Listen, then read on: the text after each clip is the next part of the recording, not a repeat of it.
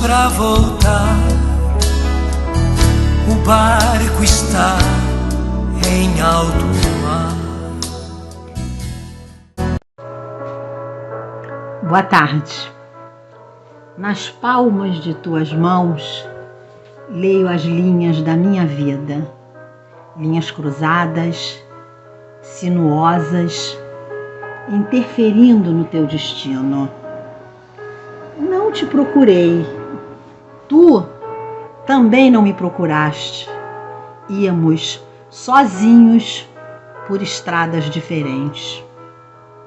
Indiferentes, cruzamos. Passavas com o fardo da vida. Corri ao teu encontro. Sorri. Falamos. Esse dia foi marcado com a pedra branca da cabeça de um peixe. E desde então, caminhamos juntos pela vida. Meu destino, Cora Coralina. Sim, é isso mesmo. Caminhamos juntos. Este é o projeto de Deus, nós sabemos disso. Quantas vezes duas pessoas que não se conhecem se encontram e percorrem juntas para compreender o que o nosso coração já escolheu e entendeu pela fé. Isso é o projeto de Deus para nós. Eu sou a bem-vinda. Eu sou o Tarciso. Nós estamos aqui para conversar um pouco sobre esse projeto de Deus que envolve o amor. O amor, a caminhada do casal, não apenas dentro da equipe, mas a caminhada do casal no mundo, na vida. E vamos conversar, na verdade, sobre o tema deste ano. O livro-tema. E este livro-tema, ele é chamado Matrimônio, Sacramento de Missão. Na verdade, de onde vem isso tudo? Tem um pé no passado. O Encontro de Fátima em 2018, quem já está um pouco tempo aqui se lembra disso, já estabeleceu as metas durante os próximos 6 anos. Tá? E em Fátima se colocou assim: vocação e missão, não tenham medo, saiamos. Em 2018 e 2019, o livro-tema foi Saiamos para servir, assumindo nossas fragilidades. Em 2019 e 2020, o tema foi Chamados a ser santos. 2020 e 2021, Matrimônio, Sacramento de Missão, que é o que nós estamos vendo agora, vamos ver ao longo do ano. E vamos até antecipar, porque fizemos ligação com o passado, presente e agora o futuro. Ou seja, orientações para o que vai acontecer em Roma, depois do encontro regional, em 2021, que vai ser 2021-2022, o casal cristão, fermento renovador da família e da sociedade. 2022-2023, servir imitando Maria. 2023-2024, a Eucaristia como fonte de missão. É a caminhada dentro do movimento, mas acima de tudo, a caminhada na vida. E vamos falar um pouquinho sobre isso. Nesse momento, vamos falar então qual o objetivo do nosso tema de estudo. Em primeiro lugar, nós precisamos entender que o matrimônio é a missão que dele decorre. Tudo isso está fundado no batismo e na confirmação. Todos nós somos discípulos missionários de Jesus Cristo. Essa é a nossa missão. Tá.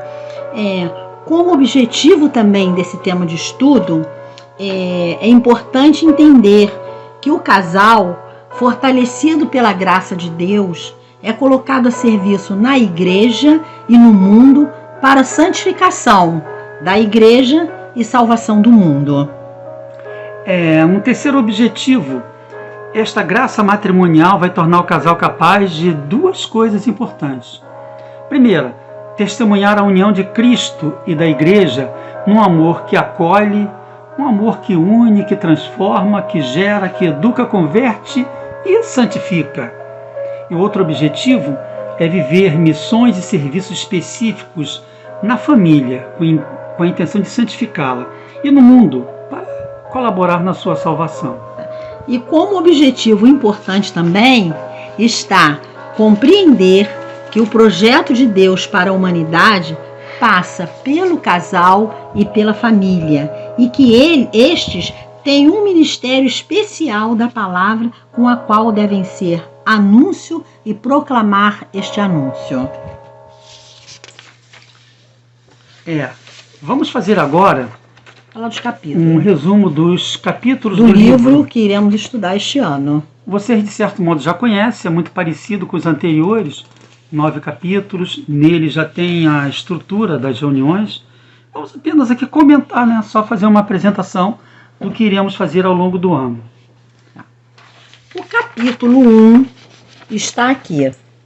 A dimensão missionária das ENs. Nós vamos estudar logo no capítulo 1 a dimensão missionária das ENS, que diz o seguinte, resumindo, ser eclésia com forte caráter missionário. As equipes são lugares de formação e de envio de discípulos missionários. Qualquer um que conheça a equipe de Nossa Senhora, não precisa ter muito tempo, sabe que a formação é constante, através de cursos e encontros. É claro que tem sido prejudicado por causa da pandemia, mas tem existido adaptações, né? E todos, de certo modo, são discípulos missionários. E o capítulo 1 se volta para isso, a dimensão missionária das ENS. No capítulo 2, nós vamos falar de o casamento, um caminho para a santidade. Então está aqui, o capítulo 2 do nosso livro-tema deste ano. O casamento, um caminho para a santidade. E o que ele nos fala? A missão conjugal é santificar e ser sinal de salvação no mundo. Não é apenas o casal, porque é um trabalho do leigo dentro da igreja, tá? Mas o leigo tem um papel muito importante. E nesse papel aí, ele serve como exemplo, né? O trabalho dele, a vida que ele leva no dia a dia. E as equipes estimulam muito esse trabalho através da pedagogia, a formação do casal, o cotidiano dele e o trabalho que esse casal vai fazer no mundo e na igreja também, né? Evidentemente. Sim. Vamos para o capítulo 3. Marido e mulher. Vós sois por Cristo encarregado da missão junto a vosso cônjuge. Aqui, capítulo 3 do livro. A missão do cônjuge é evangelizar e santificar e salvar o próximo mais próximo. A gente já conhece aqui, né? Quem é o teu próximo, né? O próximo pode ser qualquer um que ninguém espera, né? De repente pode ser o nosso próximo. Só que entre os cônjuges, o próximo mais próximo é o cônjuge. E esse cônjuge tem o dever de evangelizar e ser evangelizado, né? Na verdade, um evangeliza e é evangelizado pelo outro. Não apenas, não é via de mão única, né? Claro que, como são pessoas individualizadas, evidentemente, então esse processo pode não ser exatamente igual. É normal que assim seja, mas esse é o objetivo. Capítulo 4. A missão do casal em relação às crianças. Nós vamos estudar no 4º capítulo. A missão do casal em relação às crianças. O casal é o missionário na vida dos filhos. Não apenas dos filhos, mas de qualquer criança que esteja sob sua responsabilidade. Então eles têm que ter proteção, né, em relação ao mundo, à vida, e serem encaminhados. No caso, o casal ele vai evangelizar os filhos, educando-os e ajudando-os a se desenvolver.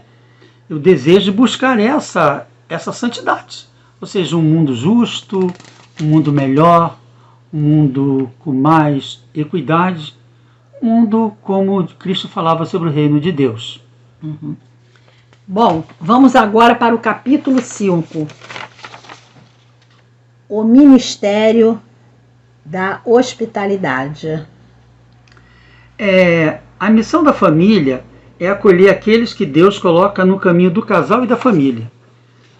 Mas precisamos entender, vamos lembrar a parábola do bom samaritano, que o próximo é aquele que Deus coloca em nosso caminho. Nem sempre é aquilo que a gente espera, né? Aquilo ou aquele, né? Então, a evangelização, a hospitalidade, ela vai acontecer, às vezes, de forma que nós não percebemos ou não esperamos. mesmo, né? Então o casal tem esse dever. Inicialmente, claro, que a hospitalidade envolve o cônjuge, as crianças, os irmãos de caminhada, são pessoas que estão, de certo modo, próximas. Mas a gente pode ampliar isso aí para os novos casais, aqueles que precisam entrar na equipe, no movimento. O movimento é a igreja, o mundo, né? Tudo aquilo que precisa disso. E essa hospitalidade impede que o casal e a equipe se fechem, se isolem. É uma tendência, pode acontecer isso, né? Acho que acontece muitas vezes. Fechar em si mesmo, né? É só a minha vida, a nossa vidinha e está tudo bem, né? E o resto do mundo, né? E os outros.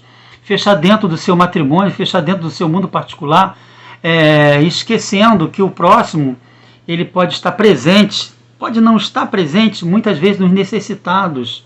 Não só os necessitados da igreja, né? Mas os necessitados do mundo, né? Cristo veio para todos, né? Então, nós temos que ter essa percepção, temos que ter essa sensibilidade de acolhimento dentro do possível. O acolhimento pode ser através da palavra, de um apoio espiritual, dentro do possível, até no aspecto financeiro, claro que isso depende das condições de cada um, de uma ajuda concreta, tudo é possível, desde que nós tenhamos essa possibilidade. O capítulo 6 vai falar de uma missão em relação aos outros casais. Nós veremos no capítulo 6 uma missão em relação aos outros casais. A ideia é o casal, o equipista, evangelizar outros casais também. Esse evangelizar através de ações, não exatamente só para ficar falando, se julgando salvos, né? Porque eu sou da equipe, sou um puro e está tudo certo, né? Mas através das nossas ações, nossos atos, nossa maneira de agir com os outros no dia a dia. Então essa é uma forma de evangelizar. Então outros casais dentro da equipe e também fora dela, seja na família, no mundo em geral. Bom, vamos para o capítulo 7. O lar apóstolo. O lar apóstolo. A missão do lar é ser um lugar de fortalecimento da fé. É aquela convivência que vai criar apóstolos em ambientes, sejam profissionais, sociais, políticos, não importa, né? Tem que ter o apostolado da fé cristã naquele meio, passar aquilo que você acredita, aquilo que você acha que é possível fazer, né? Anunciar as ações, a palavra, Jesus Cristo, tudo o que ele deixou de bom para a gente. E no capítulo 8, já chegando ao final, o nosso estudo será a missão do céu. Essa missão é fundamental, ela se realiza quando as outras estão sendo realizadas também. Viver em Deus, viver com Deus e viver para Deus, na eternidade. No movimento eterno de amor, junto a todos aqueles que vivem em Deus também. Então, se nós vivemos para a glória de Deus, para a glória do Senhor, nós estamos num processo de cumprir essa missão, né? Essa intenção é como quando a gente voltasse para os primeiros cristãos, sabe, procurarem juntos o caminho que leva ao céu a ser trilhado pelos casais. A vocação à santidade é um chamado ao céu. Como disse em Efésios, nosso lugar é o céu e é lá que queremos morar definitivamente. Assim, o propósito da recepção e vivência dos sacramentos para o louvor da glória de Deus. Na glória está o término do caminho, o objeto do caminhar. Entregar quem se ama à glória de Deus, a fonte do amor, é motivo de alegria e de ouvir. Quando formos entregues a esta glória, servo bom e fiel, vem participar da alegria do Senhor. Essa é a missão e o grande objetivo final, que é a santidade do casal. Sim. Bom, depois dos 8 capítulos, né? A gente já está quase já no final do ano e a gente vai fazer uma reunião chamada Reunião de Balanço, que é o capítulo 9 do livro. A ideia é observar o quanto caminhamos, a nossa vivência de equipista durante aquele ano, né? Onde nós estamos no caminho, que poderíamos avançar no tempo, que ainda temos de caminhar. Claro que nós entendemos que tudo na vida é um processo, o nosso tempo não é o tempo de Deus. Mesmo o casal, como seres individualizados, os dois estão em momentos muitas vezes diferentes, né? Existem idas e vindas, existem momentos em que o casal pode ter dificuldade, e tudo isso deve ser exposto na reunião de balanço.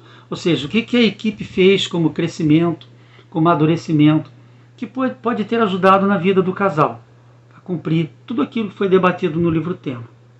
Essa é a nossa reunião de balanço. E assim nós fizemos um rápido resumo do livro-tema. Tá? Esse livro-tema, que é bastante rico, né? Matrimônio e Sacramento de Missão. É claro que isso será dissecado, né, ao longo do ano, nas diversas reuniões. Isso aqui foi apenas uma rápida apresentação, né? E vocês perceberam que nessa caminhada envolve sempre a questão do amor, né? Ter o amor sempre na sua mente, né? No seu objetivo, já que são os cônjuges, né? O cônjuge é difícil a caminhada, mas também na equipe. Você vai juntar a equipe, também é difícil a caminhada. São pessoas muitas vezes com pensamentos diferentes, né? Para comungar isso tudo, né? E no todo, na igreja e na sociedade como um todo também. Mas o que importa mesmo é a reflexão, o amadurecimento. Isso é que é importante. Sim. Vamos agora conversar um pouquinho sobre a reunião da equipe. E vamos falar do esquema do estudo do tema. Bom, primeiramente, nós começamos com a oração inicial. E a primeira oração que nós fazemos é a invocação ao Espírito Santo. Vinde, Espírito Santo, enchei os corações dos vossos fiéis. É essa oração do Espírito Santo que pede aqui que a gente inicie a reunião, né? Bom, depois a gente passa para... Vamos apresentar os elementos de reflexão do movimento. Vamos abordar o tema da missão dentro da perspectiva do movimento. Então, se você tem, no caso, o capítulo 1, falava de que o capítulo 1 mesmo, exatamente? O capítulo 1 comentava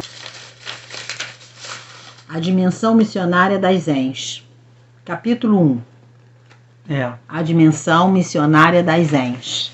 Essa dimensão missionária vai ser debatida, vai ser alongada, vai ser aprofundada, né? E entra depois os textos para reflexão. Sim, nesses textos para reflexão, faz-se um paralelo dos pensamentos do Padre Caffarel e do Papa Francisco sobre os temas de cada reunião, mostrando a integração entre o pensamento da Igreja ontem e hoje. É importante lembrar que o Padre Caffarel vem com textos desde os anos 40, 50, 60, né? Mais ou menos, até os anos 70, né, tem texto dele. Então já é uma época distante, né, de certo modo. Com os textos do Papa Francisco, são bem atuais, né? Mostrar que a Igreja, nesse mundo de muito relativismo, tem que manter a sua linha, né? Somente as EMS mantêm essa ideia, né? Ela tem toda uma tradição, todo um carisma que deve ser mantido. Então a importância de você juntar os dois textos, perceber que apesar de ter algumas mudanças, algumas adaptações, porque o tempo muda, a vida muda, as coisas mudam também, essas mudanças são acompanhadas de certo modo, mas a tradição e o carisma são mantidos. Uhum. No quarto item é a sugestão para o dever de sentar-se. Isso vai acontecer em todo o capítulo, né? Vocês vão perceber isso. A ideia do dever de sentar-se é um PCE de extrema importância. É aquele PCE que está ali, que o casal deveria fazer com bastante frequência e a gente acha que nem sempre faz. Afinal, sentar, confessar, dialogar, pode não ser muito simples, aparentemente mas às vezes não é. E às vezes as coisas podem desandar. Então o dever de sentar vai ser bem focado este ano em todo o capítulo. Sim. Bom, reunião de equipe. Na reunião, nós temos o momento da coparticipação, que é muito importante, onde nós colocamos nossas alegrias vividas naquele mês, nossas tristezas, nossos problemas, nossas dificuldades, né? Tudo aquilo que aconteceu com a gente, que a gente deve partilhar ali na equipe, né? E a gente costuma, sempre tem a ajuda da equipe, uma oração, muitas vezes algum caso de doença, mas também coisas boas, né? Que nós conquistamos também, de alegria. Então, um momento muito importante. Bom, nós temos os textos bíblicos, a gente sempre tem uma leitura bíblica, né? Em toda reunião a gente vai ter um texto, a gente vai ter uma visão da Sagrada Escritura sobre aquele assunto. Então, aquele texto bíblico que a gente lê, que a gente comenta, é referente àquele assunto, tem a ver com aquele assunto daquele capítulo que a gente está discutindo. Então, após a leitura, né, e reflexão, a gente lê, algumas pessoas comentam, isso sempre foi assim e vai continuar, a gente faz as preces espontâneas. E junto com essas preces espontâneas, vem a oração do Pai Nosso e a oração da Ave Maria. Na partilha do PCE, seria o outro ponto, nós temos aqui uma diferença nesse ano. Cada capítulo haverá um PCE específico a ser colocado, né? Aliás, já vem, isso já aconteceu de outras vezes. Por exemplo, no primeiro capítulo, o PCE é a palavra, a escuta da palavra. Então, nós todos iremos fazer a primeira reunião, já está sendo alertado aqui. Escuta da palavra vai ser o PCE do capítulo 1. No capítulo 2 já é a oração. Então, cada capítulo haverá um PCE. Um PCE para a gente se aprofundar. Né? Então, vamos nos preparando para isso. Né? Bom, a gente tem também nas reuniões as perguntas, né? Aquelas perguntinhas que a gente faz e que a gente responde e que a gente troca ideias. Essas perguntas são para troca de ideias sobre o tema. Então, este momento vai nos oferecer a oportunidade de partilhar aquilo que nós aprendemos, aquilo que nós estamos nos aprofundando com aquele estudo. E, ao mesmo tempo, enriquecendo também todos os casais, né, com a reflexão e aprendendo também com as reflexões, porque cada um traz a sua reflexão. Então, a gente vai comentar, cada um vai comentar a sua reflexão, vai dizer como entendeu aquilo, vai escrever sobre aquilo, né? Aquela reflexão feita ali na equipe, e aquilo vai ser muito bom, porque vai enriquecer a todos, né? Eu vou me enriquecer com a reflexão do outro vai enriquecer com a minha, e assim por diante. Então, é um momento também muito importante na reunião, um momento muito, assim, proveitoso e enriquecedor. E depois, quando a gente termina tudo isso, orações, a gente tem a refeição também, né? Que é um dos momentos da reunião onde a gente partilha aqueles alimentos que a gente coloca à mesa. E é muito bom a gente estar ali partilhando, se alimentando, fazendo a oração também da partilha junto com os irmãos. E no final de tudo, a gente vai fazer as orações. A gente tem a oração litúrgica, né? Que está no livro, o livro já vem com a oração litúrgica para a gente fazer naquele dia, e a gente vai encerrar com as orações, onde a gente tem a oração pela canonização do Padre Cafarel e o Magnífica, né? E assim mostramos a estrutura da reunião, que de certo modo já é conhecido, acredito que todos que estão aqui já conhecem isso, alguns, bastante, né? Bastante mesmo, tá? Então, apenas só para relembrar, para recordar aqui como é que ela procede. Lembrando que nós falamos sempre da caminhada do casal, do amor do casal, da equipe, né, das ENS, da vocação, do matrimônio dentro da ENS. E vamos colocar a ideia da importância do amor nisso tudo aí. Porque, ainda que eu falasse a língua dos homens e dos anjos, sem amor eu nada seria. Ainda que eu tivesse o dom da profecia, conhecesse toda a ciência, tivesse toda a fé, se não fosse o amor eu nada seria. Ainda que eu desse minha fortuna aos pobres e entregasse meu corpo às chamas ardentes, se não fosse o amor eu nada seria. O amor é bom, o amor não quer o mal, o amor não sente raiva, o amor não se envaidece. Por quê?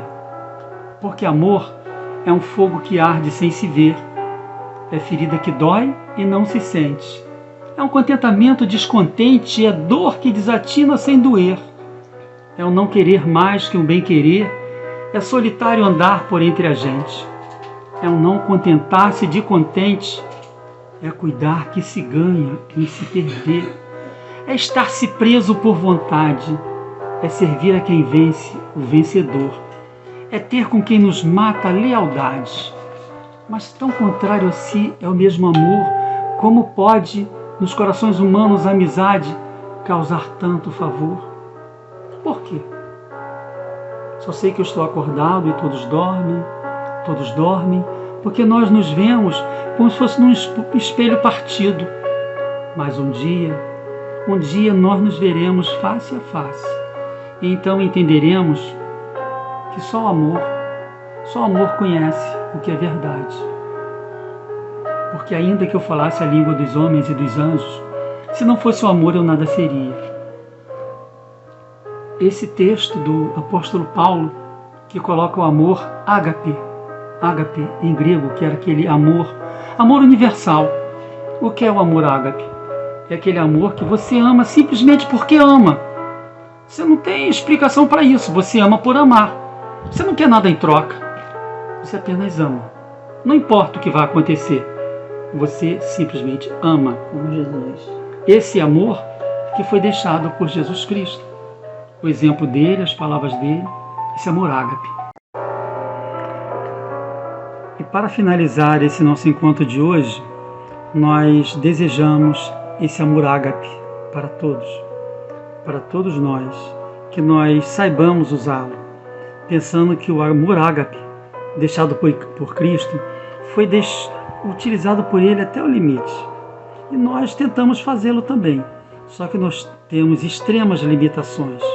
Temos muito a caminhar, muito a aprender, mas devemos procurar exercitar esse amor ágape. O amor ágape, que é o amor a todos, o amor àquele que aparece, é o amor ao teu próximo. E quem é o teu próximo? Nunca se sabe, porque o amor ágape é universal. O amor ágape é ecumênico. Ecumênico ao extremo, porque ele não exclui ninguém. Esse é o amor ágape. E a pedagogia das INS nos dá subsídio para que nós possamos praticar esse amor ágape, principalmente quando estamos debatendo o matrimônio, sacramento de missão. Uma boa tarde para todos.